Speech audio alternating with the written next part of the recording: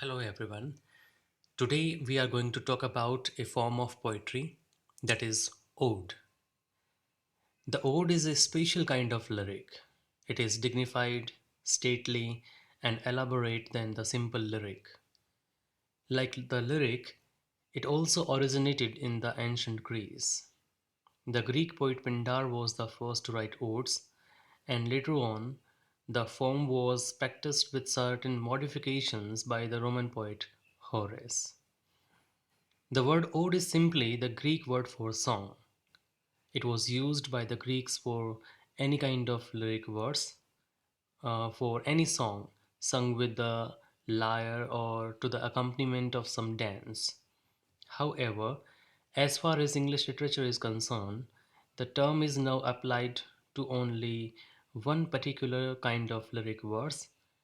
An English ode may be defined as a lyric poem of elaborate metrical structure, solemn in tone, and usually taking the form of an address, very often to some abstractions or quality. There are some essential features of an ode, and they can be summed up as first, it is in the form of an address, often to some abstraction. It is not written about, but written to. Second, it has lyrical enthusiasm and emotional intensity. It is a spontaneous overflow of the poet's emotions. Third, its theme is dignified and exalted. It has high seriousness. Fourth, its style is equally elevated. It is also sufficiently long to allow for the full development of its dignified theme. Fifth, the development of thought is logical and clear. And the last one is its metrical pattern may be regular or irregular, but it is always elaborate and often complex and intricate. There are two important forms of the ode. First, the Pandaric Ode, and second, the Horatian Ode. Let's talk about the Pandaric Ode first of all. Pindar, the greatest lyric poet of ancient Greece, was the father of Pindaric or Chronic Ode. Pindaric odes were written generally in honor of the gods or to sing the triumphs or victories of rulers or athletes. Hence, they are also known as triumphal odes. A Pindaric ode has a fixed stanza structure or pattern.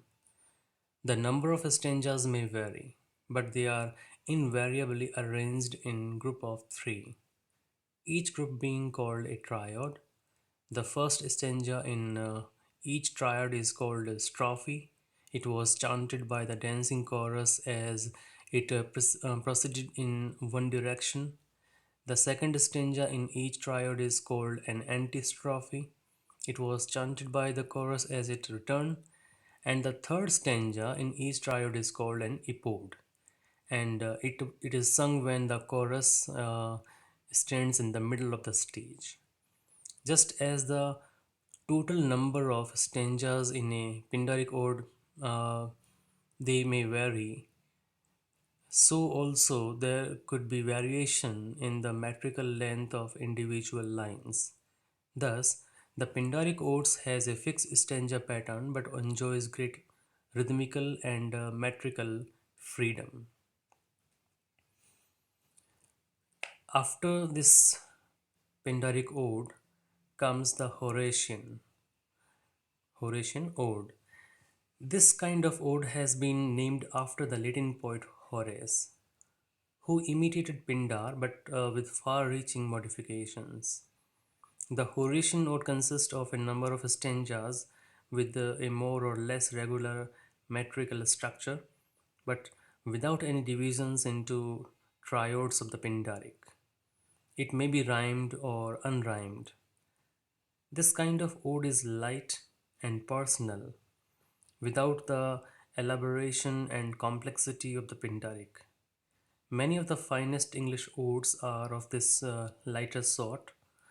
Some notable examples are Collins' To the Simplicity, Ode to Evening, Gray's Eton Ode, and Ode to the West Wind by P.V. Shelley, Wordsworth's Ode to Duty, Shelley's Ode to the West Wind, and John Keats' Ode to the Nightingale.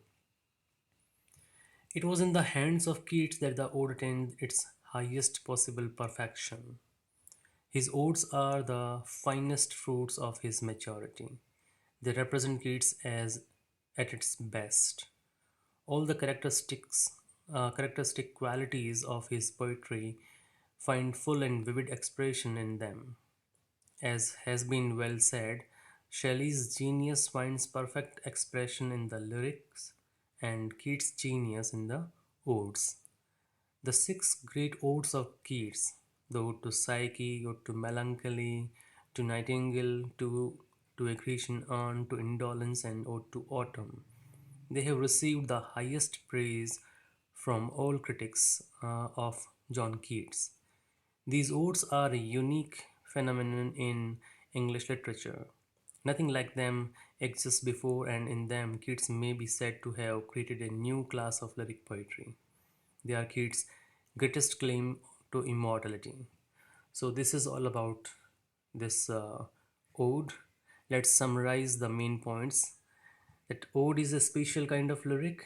It is dignified, it is stately, and it is elaborate than the simple lyric. It is in the form of an address, often to some abstraction. It is it has lyrical enthusiasm and emotional intensity. Theme is exalted and dignified. The development of thought is logical and clear. Its metrical pattern may be regular or irregular. There are two forms. There are two important forms of the ode, the Pindaric and the Horatian. The Pandaric Odes were written in honor of the gods or to sing the triumphs of rulers or athletes. And Pandaric Odes has a fixed stanza pattern, always arranged in the group of three. They are called triode. So, first stanza in each triode is called a strophe, the second as antistrophe, and the third as an epode.